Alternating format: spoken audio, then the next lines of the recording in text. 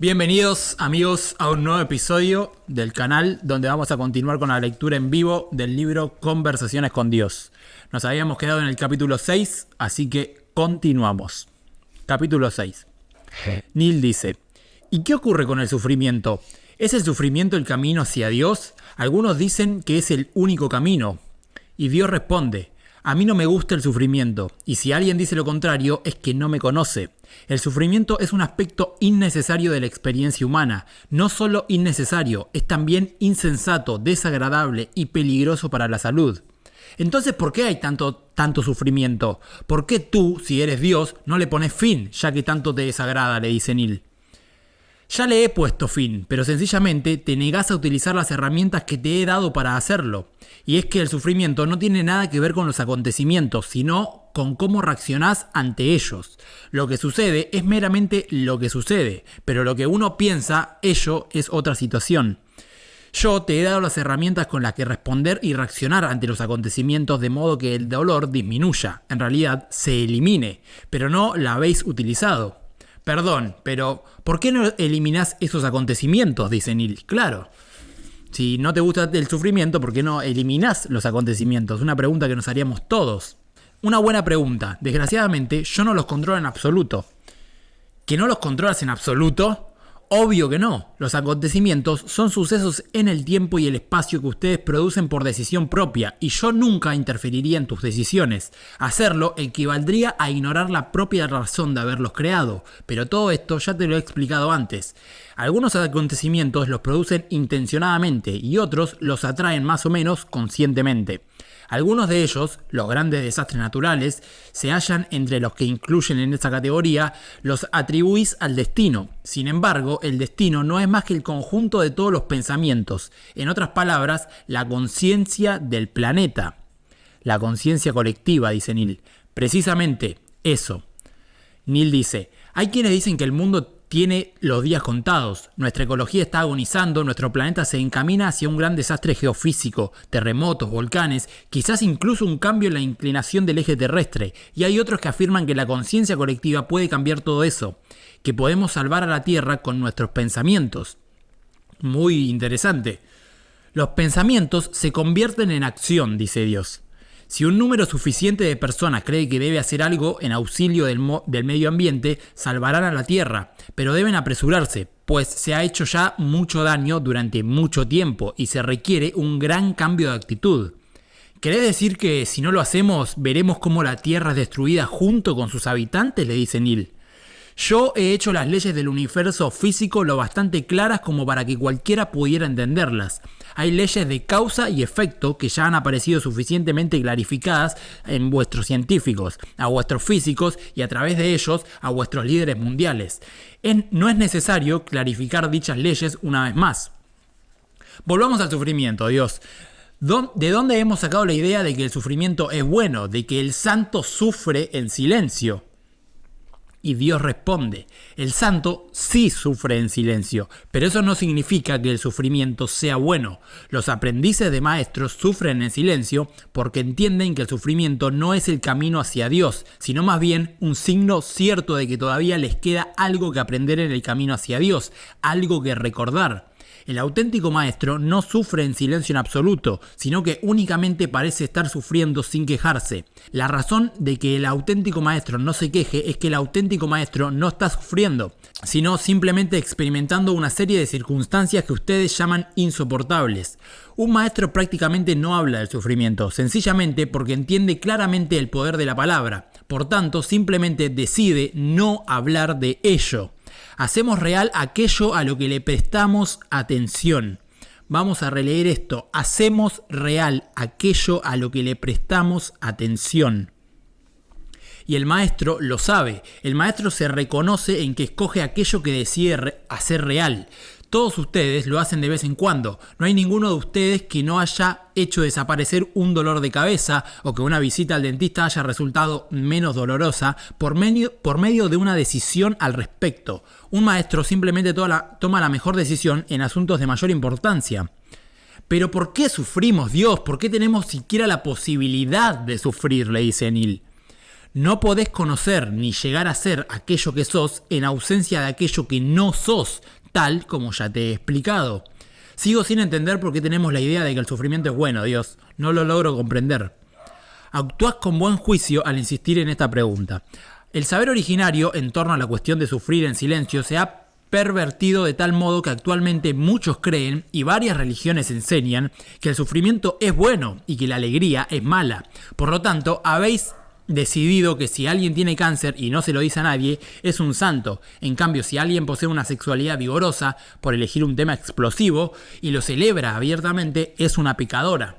Chico, realmente has elegido un tema explosivo, ¿eh? Además, has cambiado hábilmente el pronombre de masculino a femenino. ¿Con qué idea hiciste eso, Dios? Con la de mostrarte tus propios prejuicios.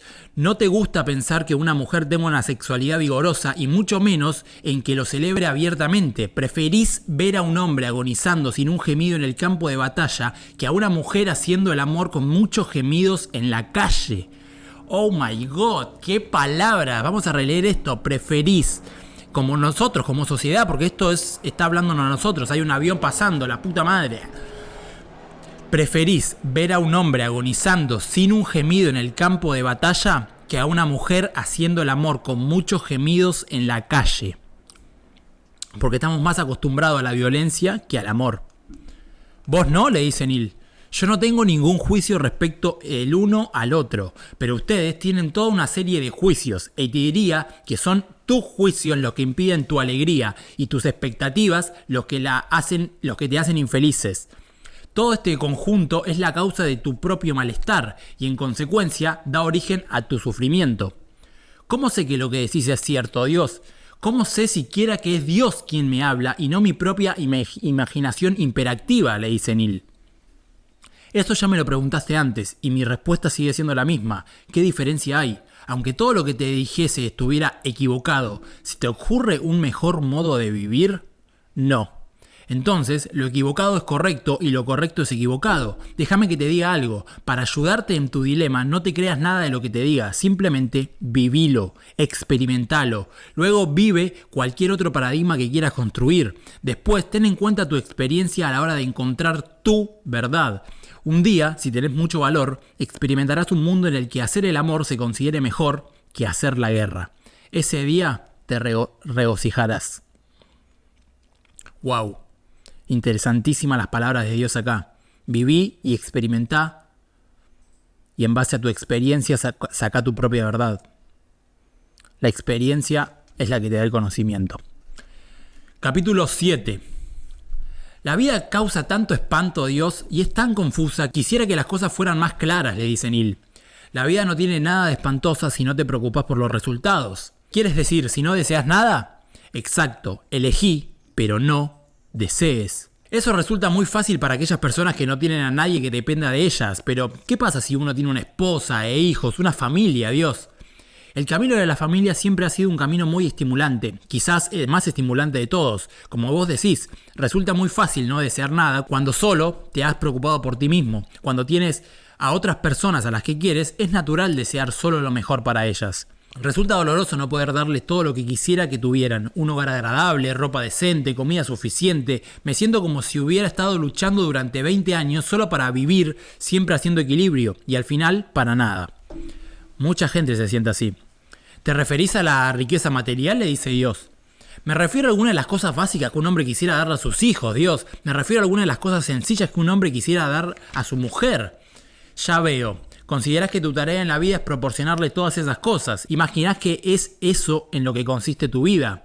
No estoy seguro de haberlo planteado de ese modo. No es que mi vida consista en eso, pero ciertamente estaría bien que, al menos, eso fuese un subproducto.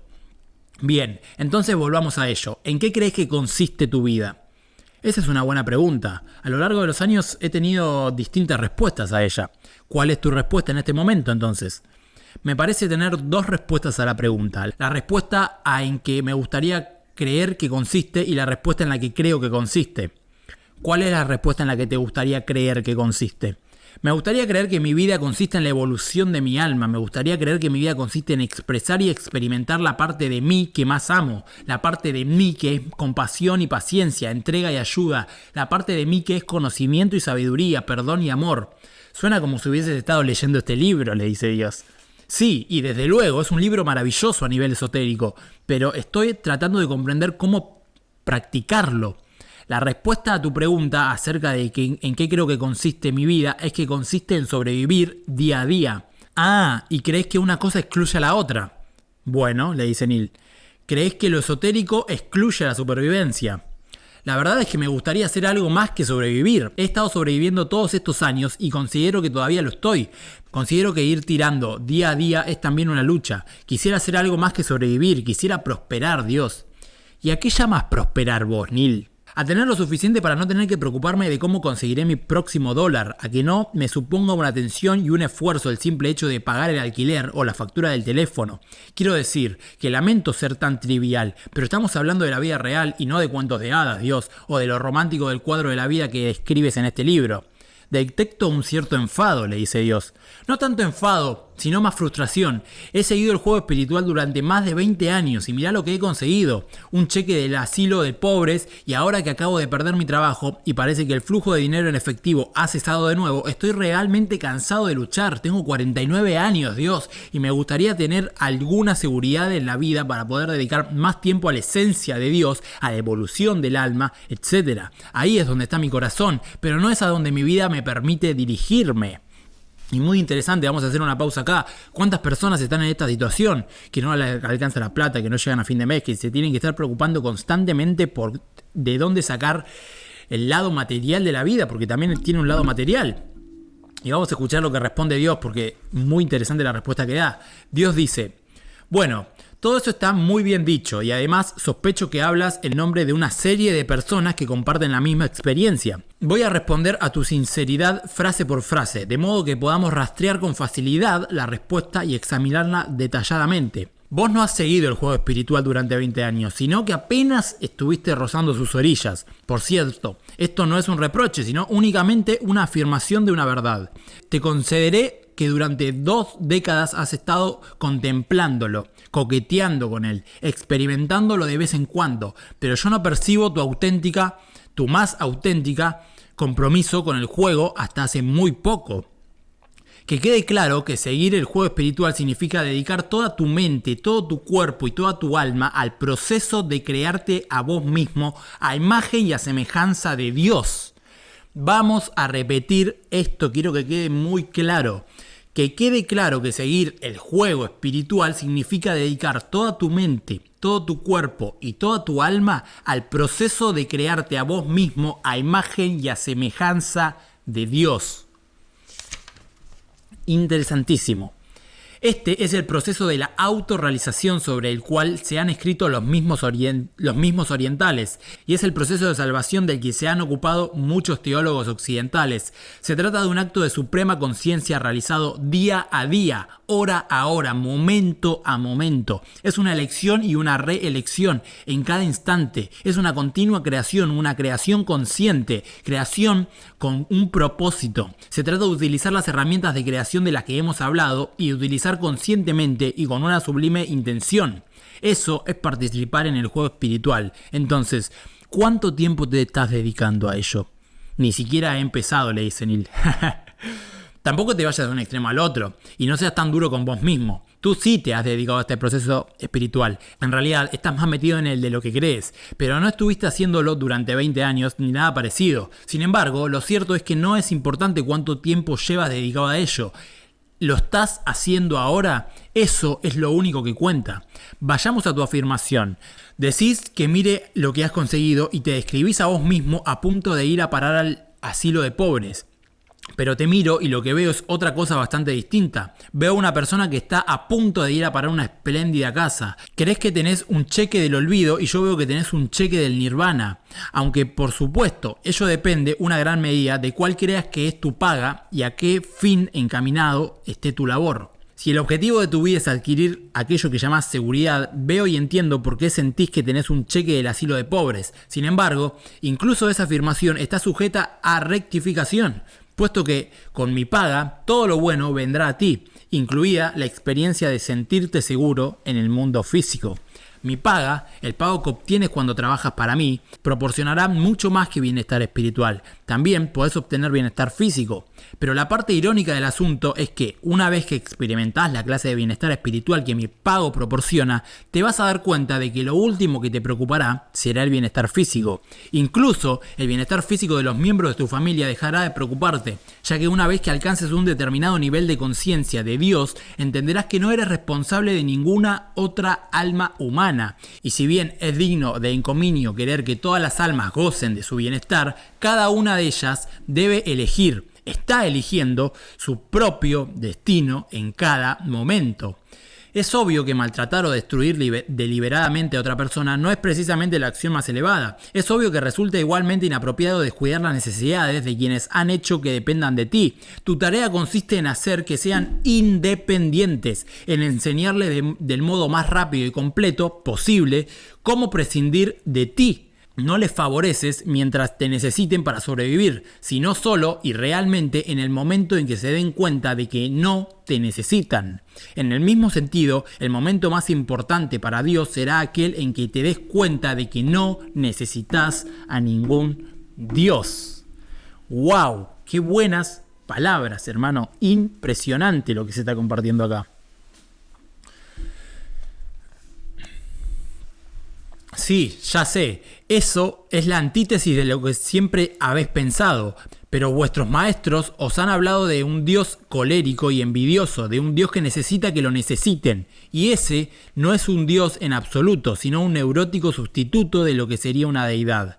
Un auténtico maestro no es aquel que tiene más discípulos, sino aquel que crea más maestros. Un auténtico líder no es aquel que cuenta con más seguidores, sino aquel que crea más líderes. Un auténtico rey no es aquel que tiene más súbditos, sino aquel que hace que la mayoría de ellos acceda a la realeza. Un auténtico profesor no es aquel que posee más conocimiento, sino aquel que logra que la mayoría de sus semejantes alcancen el conocimiento. Un auténtico Dios no es aquel que cuenta con el mayor número de siervos, sino aquel que sirve al mayor número de ellos, haciéndolos así dioses. Este es, pues, el propósito y la gloria de Dios, que sus súbditos dejen de serlo y que todos conozcan a Dios no como lo inalcanzable, sino como lo inevitable. Quisiera que entendieras esto.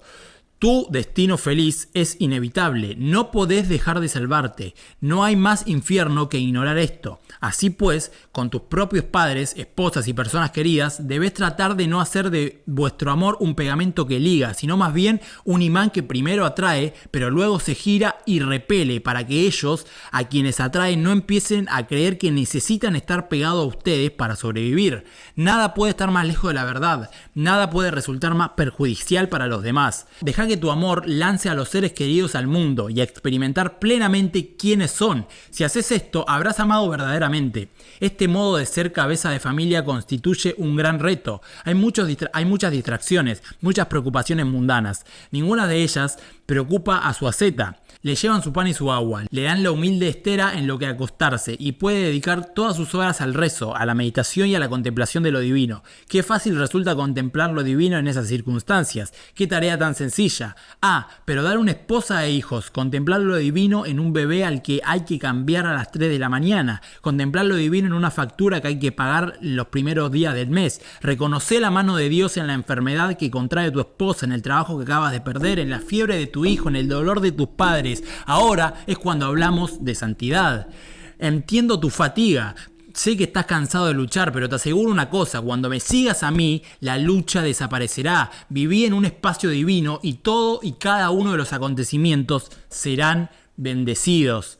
Wow, hermano, se me pone la piel de gallina de leer esto.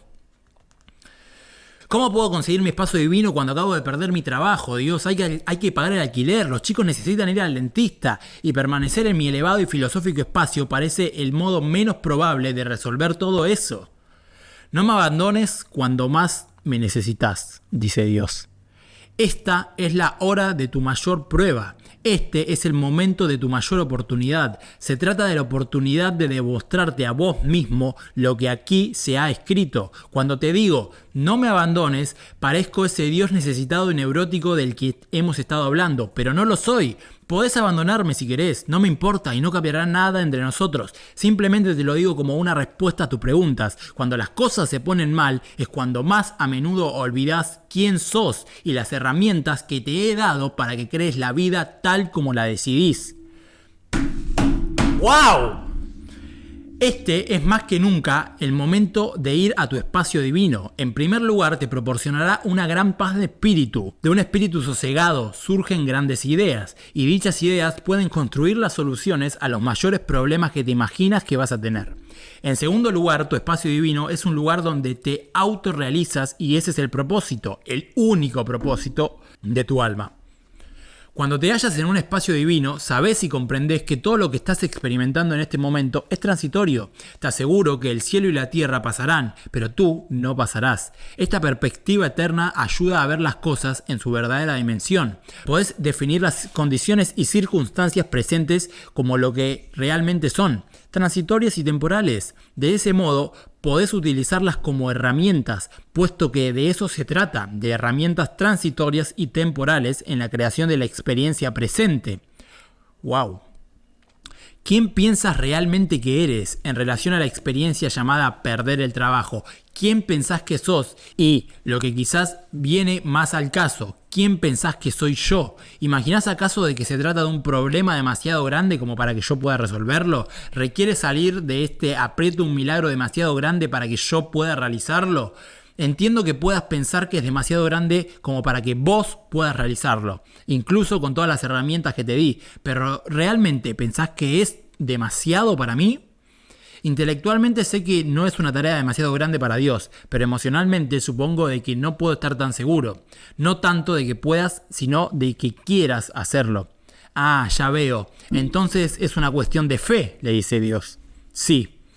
No pones en cuestión mi capacidad de hacerlo, simplemente dudás de mi deseo. Fíjate, todavía me identifico con esa teología de que afirma que en alguna parte puede haber una lección para mí, pero no estoy seguro de que deba tener una solución. Tal vez debo tener el problema. Quizás se trate de una de esas pruebas de la que mi teología me sigue hablando. Así me preocupa que este problema pueda no tener una solución, que vayas a dejarme solo.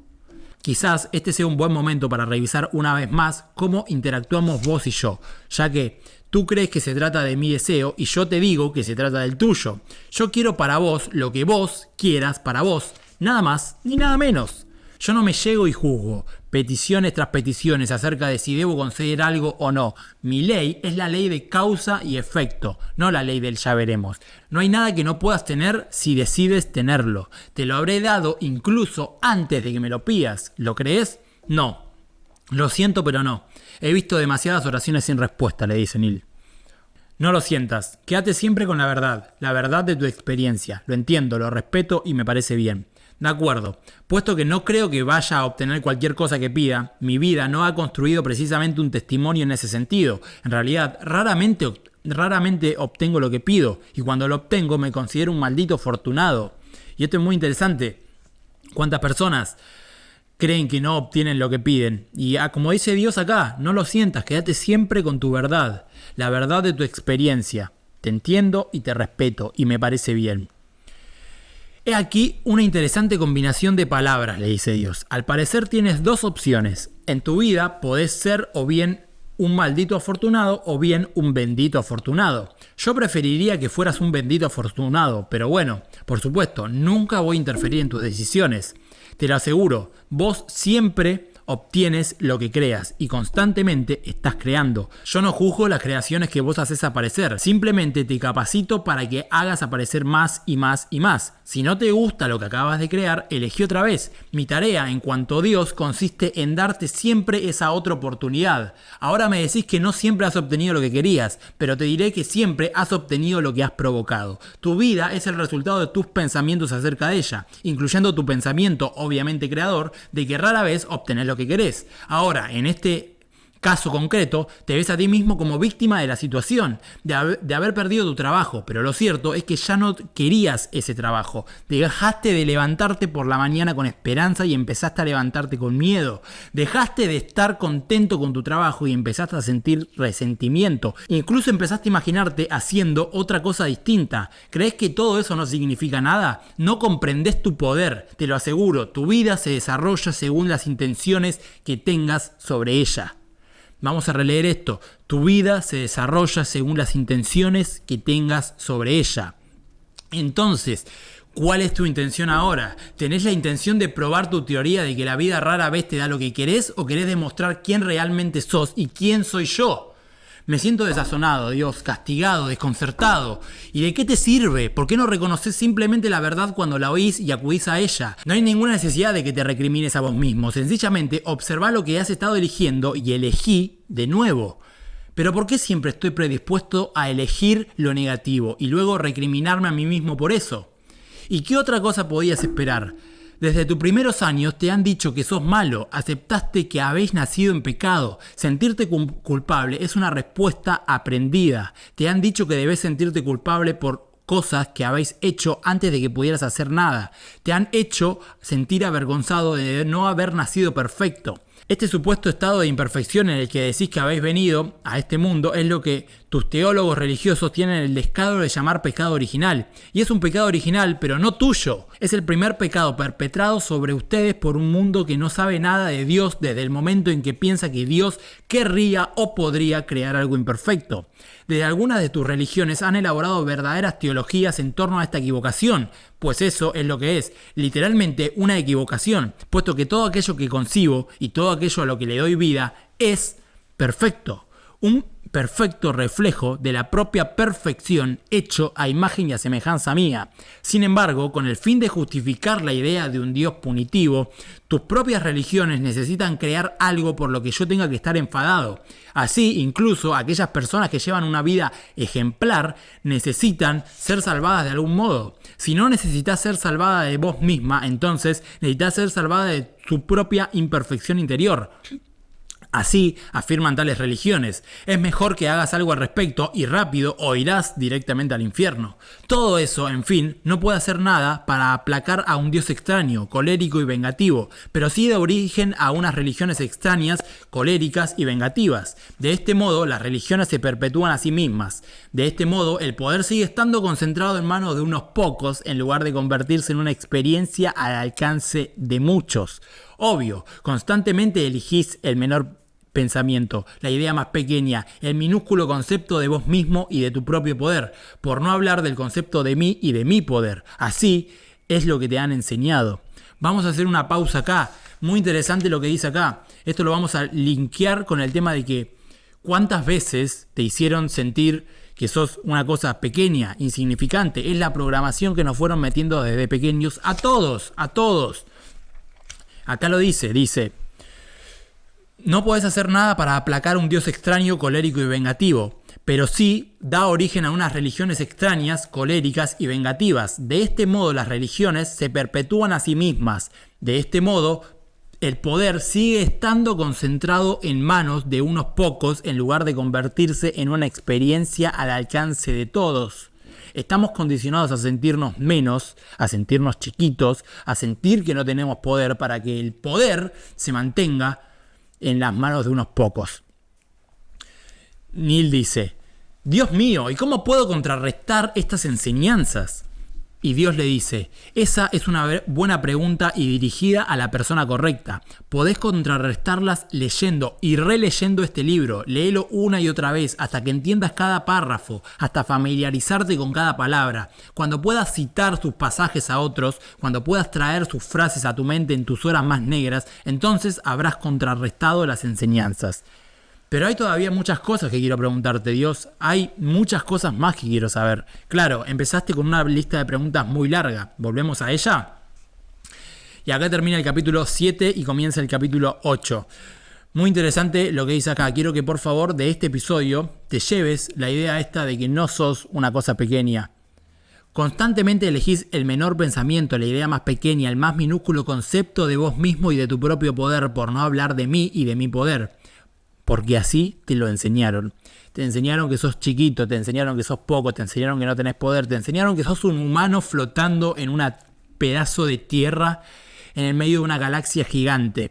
Te enseñaron que no tenés poder. Hay que reaprender que sí tenemos poder. Que sí está ese poder dentro nuestro. Que sí tenemos la capacidad de crear nuestra vida. De que sí estamos creando nuestra vida.